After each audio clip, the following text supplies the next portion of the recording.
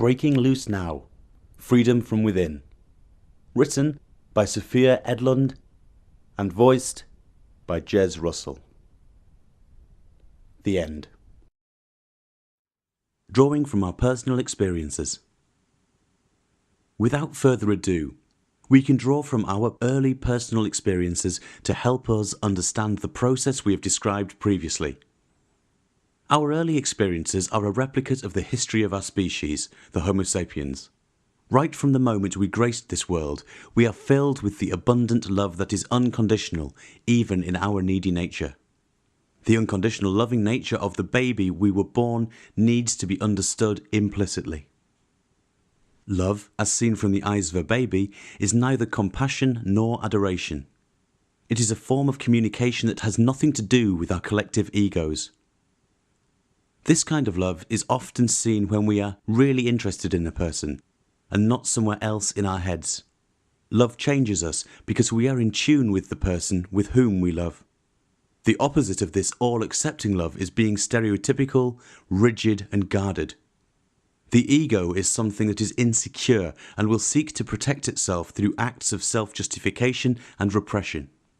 Conversely, if we can sit down with somebody and not feel the need to be guarded, but instead really open up and engage in spontaneous communication, this is often accompanied by the feeling of warmth and acceptance.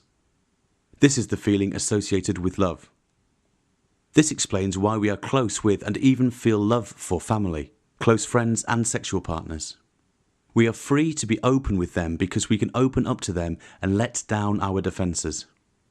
This is what the new baby born into the world does. It accepts and loves unconditionally.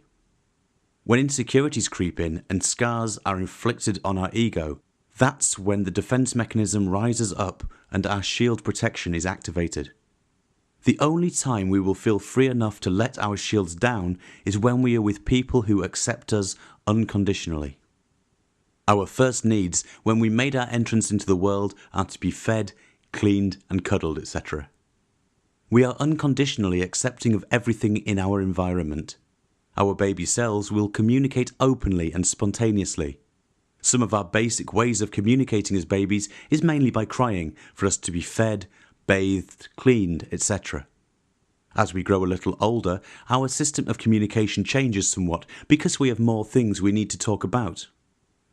Imagine the shock we received when we realised as we got older that not everyone is interested in communicating openly and spontaneously with us, as we have been doing. Parents and other adults generally don't listen to us. True that they play with us and do relaxing things with us, but some of us found that parents are not really interested in what we have to say. When they do respond to us, it mostly doesn't make sense because we don't understand it. Literally, we have stumbled on a playground where nobody wants to play with us. Children are wired to believe that everything that happens is their fault. That is the way the mind of a child works, and we are not any different. This is why many traumas go in childhood and no one notices, and it goes ahead and mars the child for life. For every single bad thing that happened, the child will seek to take the blame on himself.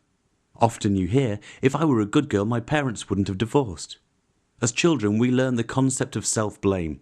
Self-blame will later cause deep scars and insecurity. Invariably, we would become involved in self-justification,